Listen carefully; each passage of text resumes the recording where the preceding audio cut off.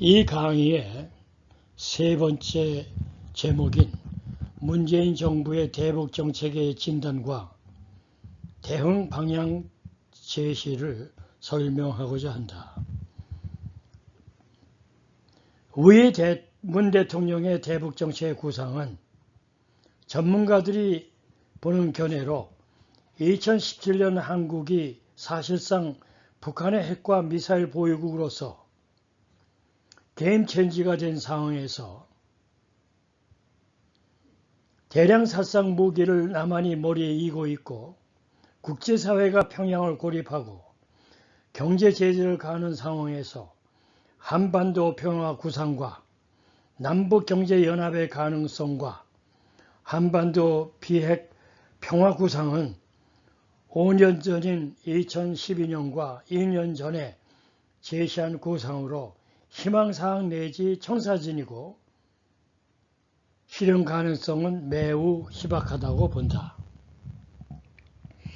이러한 조건 하에서 필자가 보는 측면에서 문 정부에서 할 수 있는 선택은 무엇이며 이 정책 대안이 가능한가를 단기, 중기, 장기적인 측면에서 분석하고자 한다. 문재인 대통령의 취임 선서에서 밝혔듯이 5년 임기 내에 성공한 대통령 남기 위해서 할 수 있는 두 가지 선택을 염두에 두고 국정을 운영해야 한다. 첫째는 위기 관리를 체계적으로 앞을 보고 비전을 제시하면서 국민의 눈에서 공감대를 형성하면서 해결하는 사건 해결 능력을 보여주어야 한다. 위기는 한마디로 사건들, 이벤트로 전혀 예상 못한 큰 사건들을 어떻게 처리하느냐에 따라 나라의 장래와 역사가 갈린다. 좋은 예는 얼마 전에 서거한 독일의 헬무트 콜 총리가 베를린 장벽 붕괴 사건을 동서독의 통일로 승화시켜 통독의 아버지가 됐다. 위기는 강력한 지도자에게 오는 황금 같은 기회로 어려움을 감수하면서 해결책을 제시해야 한다. 지난 4개월 동안 유지해온 대북 유화 정책을 전환하여 북핵 문제가 한반도에 국한된 문제가 아니라 세계적인 문제로 대두된 현 시점에서 혈맹국인 미국과 신뢰성도 속히 회복하여 평양에 대한 모든 옵션을 공유하면서 장래 비전을 생각하면서 위기 안보를 슬기롭게 해결하는 점이다. 변화된 환경에 맞게 한반도 전술핵 재배치와 독자 핵무장 외 다른 모든 옵션을 미국과 함께 공포의 균형 차원에서 적극적으로 대응하는 것이 문 대통령의 지상과제인 서울을 어떻게든 보존해야 한다는 목적을 이룰 수 있다고 분석된다. 미군 하이퍼파워에서 종이 호랑이로 전략하는 것과 미국의 영토를 핵으로 위협하는 세력을 방치할 수 없고 동북아에서 힘의 균형 유지는 지상과제이다. 양국의 지상과제를 달성하기 위해서 양국의 공동전선이 필요하고 위기관리를 체계적으로 운영해야 한다. 둘째, 투철한 국정 철학과 앞을 보는 비전을 제시하여 자신에 둘러싸인 이념, 정치관념, 테두리에서 벗어나 국가안보와 정체성을 명확히 제시하여 5천만 남한 인구, 250만 해외 동포, 나아가 북한 주민 2천만이 원하는 통일 한국의 비전을 제시하여 국정을 이끌어 가야 한다. 여기에 대선, 캠프 인사 등용보다 외교, 안보 전문가로 과감하게 대처하고 위기의 한국을 이끌 수 있는 지도력을 보여주어야 한다.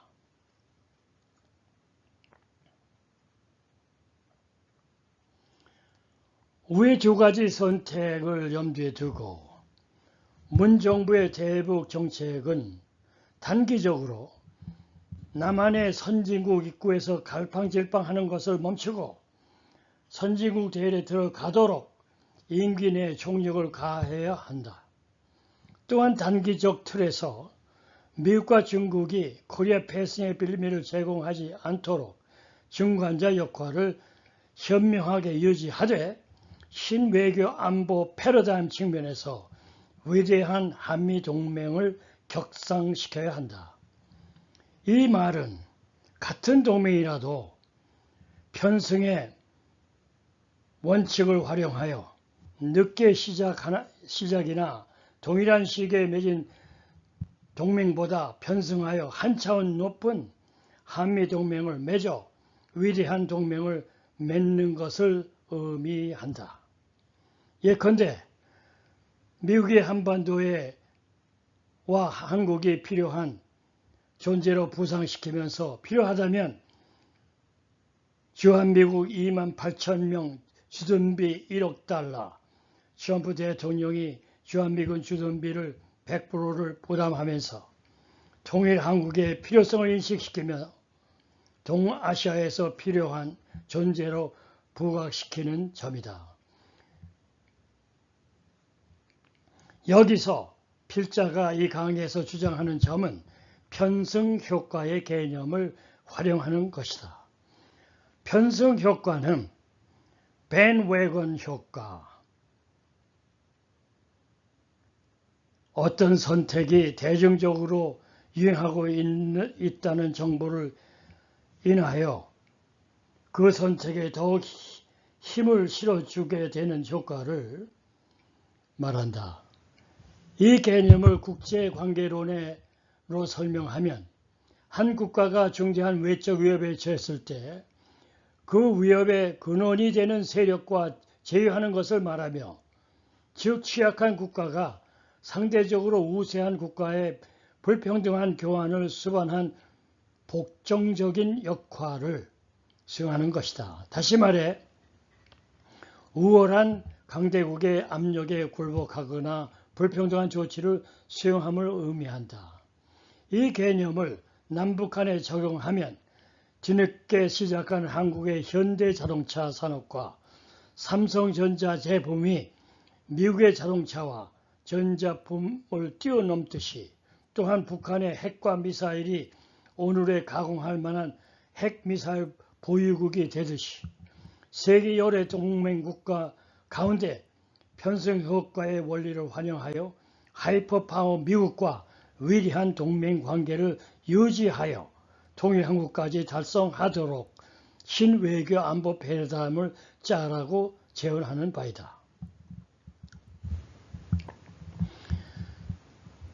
세상 모든 면에서는 장단점이 양면이 있듯이 한반도는 특수 상황에서 정전 상태에서 한국은 10대 경제대국으로 선진국 대열의 문 앞에서 좌절되지 않기 위해서 위대한 한미동맹 관계를 유지하는 것이 절대로 필요하고, 미국 역시 한반도를 분화한 당사자로서 통합을 이루어야 할 의무를 지닌 국가로 역사적 책무의 기회를 주어야 한다고 필자는 보고 있다.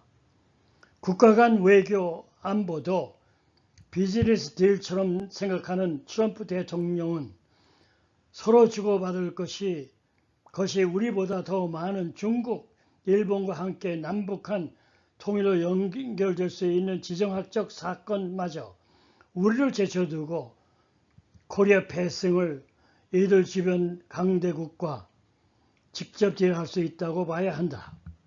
특히 4강 외교 안보와 글로벌 외교 안보의 근간은 격상된 한미 동맹 위에서 펼쳐야 한다. 이유는 만약 한미 동맹 관계가 악화되고 미군이 한국에서 철수할 경우 북한은 물론 중국이 서해 오도를 넘겨보고 무력적으로 강탈할 가능성이 있고, 독도도 역시 일본이 강탈할 경우가 있기 때문에 문정부에서 위대한 한미동맹을 단기적 측면에서 유지하는 것이 필요하다고 본다.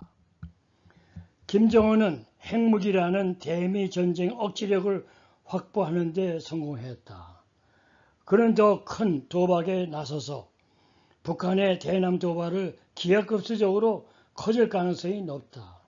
먼저 서해상의 도소를 기습 점령한 다음 협상을 요구할 수 있고 한미동맹 해체를 요구하면서 적화 통일에 나설 수도 있다. 문정부는 같은 정치 이념의 국가인 한일 관계도 공고해서 한반도의 안정과 평화를 구축하는 데 활용해야 한다.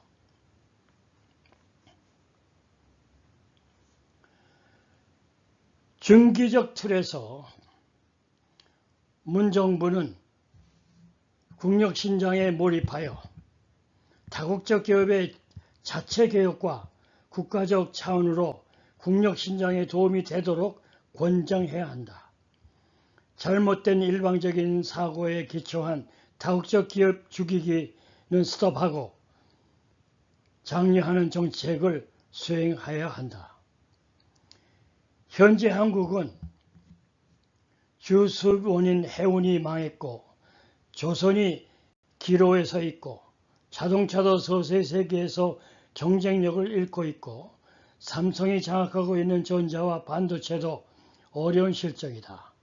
기업들은 움츠러들고 노조는 강성으로 치닫고 정부는 좌파 일변도 자화자판에서 빠져 헤어날 수 없다면 그 대안은 무엇인지를 찾아 국익 우선에 초점을 맞춰야 한다. 이 말은 단기적인 선진국 진입에서 활력을 불어넣어 4차 산업과 다국적 기업의 활성화의 비전으로 새로운 발판을 놓아 다음 단계인 장기적인 틀로 들어가야 한다.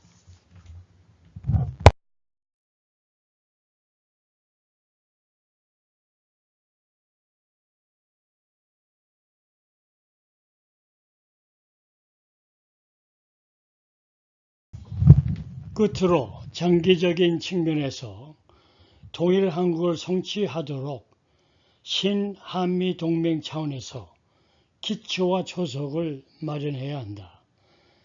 필자는 프리드만 교수의 통일 한국 미래와 동감하여 왜인지를 간단히 설명하고자 한다.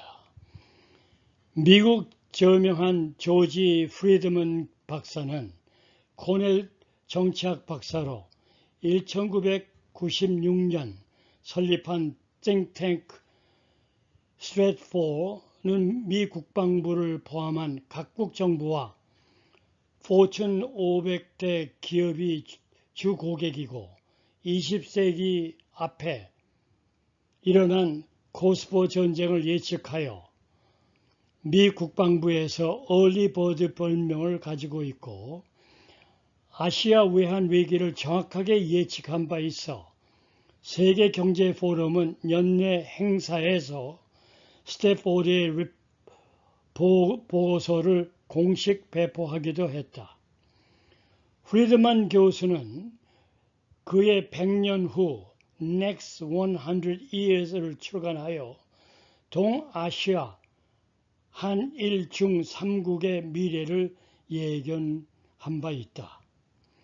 특히 한국에 대해서 한반도는 중국, 일본, 러시아에 둘러싸인 폭탄 같은 존재로 규정하고 쇠퇴하는 중국이 5년 후 북한을 지지하는 데 의심을 가지고 한반도 통일은 10년 내지 20년 안에 될 것으로 전망한 바 있다.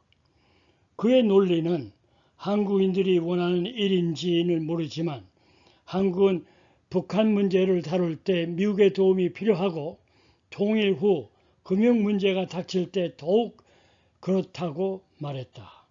반대로 통일 한국을 바라보는 주변국 중 미국은 다른 대안이 없어 환영하고 일본은 반대하지 않겠지만 기뻐하지도 않을 것으로 전망하고 있다.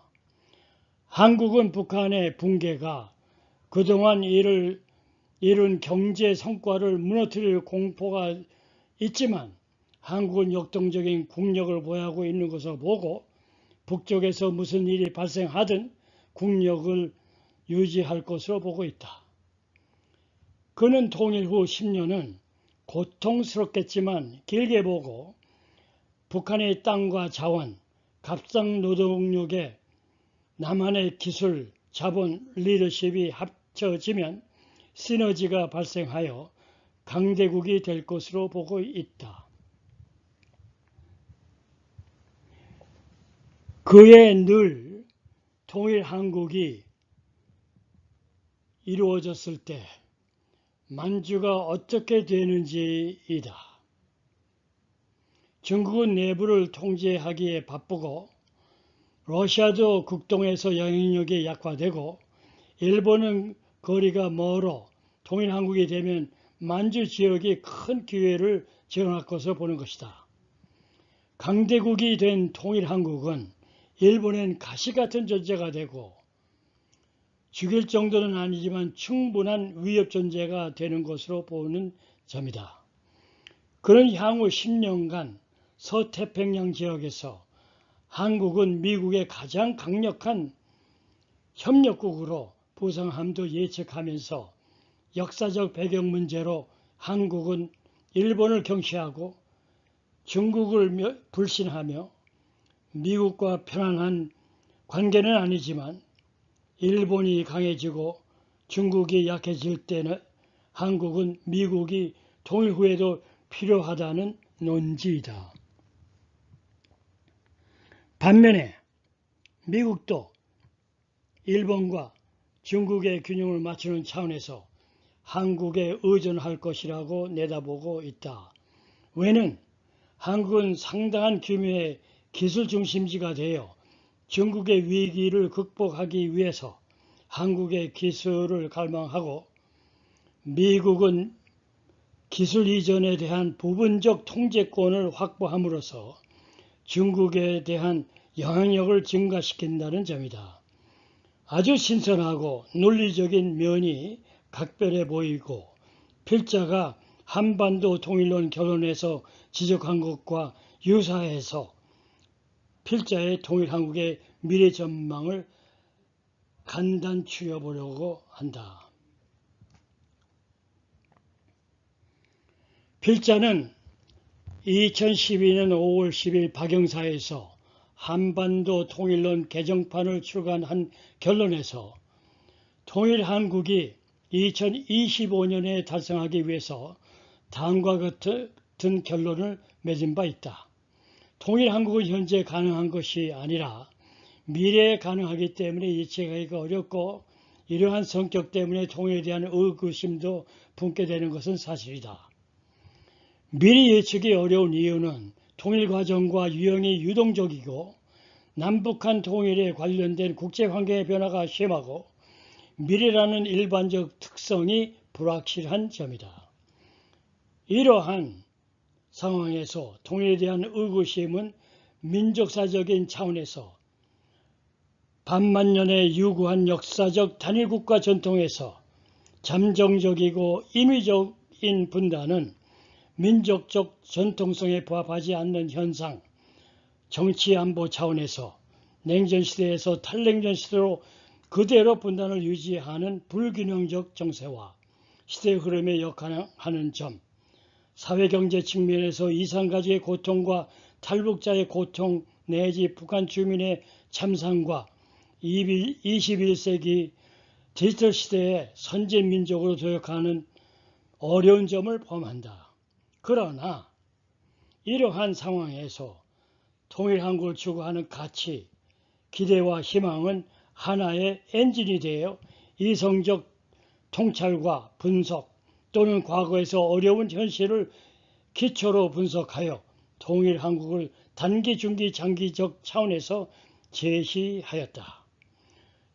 통일 한국은 한부분의 통일 대안으로 이루어지는 것이 아니라 지식정보화 시대의 흐름에 전자 모바일 통일 모델 1부터 2단계 정과 통일 방안의 대내적 대한 강소국 연방제 1단계에서 2단계와 대외적 통일 방안 한국연합 반과 동북아 조약기구와 동북아 평화지대 합으로 이루어지는 결정체이다. 이 결정체는 통일한국이고 이 결과까지 도달하는데 단기, 중기, 장기 측면에서 중추적 역할을 할 부분을 제시한다. 이 과정을 필자체계에서 참조하기 바란다. 끝으로 584쪽에서 이 결정체인 통일한국을 2025년에 달성하기 원한다고 하면 남북한 정책 결정자, 통일 전문가, 남북한과 해외 동포가 일시담결하여 2012년부터 준비하는 자세가 필요하고 한민족은 그동안 많은 기적을 보여왔듯이 2025년에는 통일한국의 기적을 이뤄낼 것이다 라고 결론을 내린 바 있다. 필자가 통일한국론 개정판을 출간한 후 계속해서 인터넷 강의 1부터 10일까지 계속 주장하는 바는 통일한국이 전혀 불가능한 것이 아니고 현재 불확실한 북한의 행위가 국제사회의 주목을 받는 상황에서 먼 미래가 아니라 현재에도 가능할 수 있다는 생각에서 문정부는 정신을 차리고 대비책을 준비하기를 기대하는 바이다. 필자가 기대하는 바는 통일한국은 디지털시대의 흐름에 맞고 한국 내 보수, 자유민주주의와 시장경제 원칙과 진보, 북한의 무력통일과 고려연방제 간의 차이점을 넘어 이념 논쟁에 흡수를 할 수 있고 7천만 남북한 해외 교포들이 수용할 비전이 담긴 안으로 전자모바일 통일안에 의한 4차원 측면에서 새로운 통일한국 안을 도출할 것을 기대할 수 있으며 빅데이터 시대에 부응하는 새로운 도전으로 LG CNS는 8월 29일 클라우드 컴퓨팅 기반의 Artificial Intelligence Big Data 플랫폼 LG CNS DPF를 출시한 것을 활용하는 것을 제시한다. LG CNS DAP는 한마디로 복잡한 과정 없이 마우스 클릭 몇 번만으로 원하는 빅데이터 분석 환경 1시간 내에 구축할 수 있는 서비스다. LG CNS는 서비스 화면에 로그인한 뒤 클라우드에 데이터를 올리면 곧바로 분석이 가능하다며 빅데이터 분석 환경 구축에 걸리는 시간을 기존 몇 개월에서 1시간 이내로 줄이고 데이터 분석에 걸리던 시간도 3, 4개월에서 1, 2주까지 단축할 수 있다고 밝혔다. 이러한 새로운 기술을 전자 모바일에 적용하면 7천만이 원하는 통일한국어 안을 창수할 수 있다고 본다.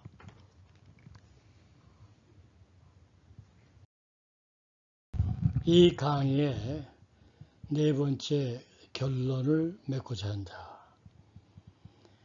역사의 교훈을 염두에 두고 5년 임기 기간 위기의 한국을 올바른 방향으로 앞을 내다보고 대통령직을 수행하되 소프트 랜딩을 으로 미국 철수나 한미동맹 약화는 지행하고 강력한 편성 차원에서 신안보 한미동맹을 유지하고 강대국 진입에 치중하면서 국민통합을 단지 촛불 지지자 42%를 넘어 58%에게 공감과 국익 차원에서 지지를 받는 정책에 초점을 두고 위기의 한반도에서 평화의 한반도 내지 한반도 통일을 통일한국의 명확한 국정정책, 다짐하는 믿을만한 진보 정권으로 남기를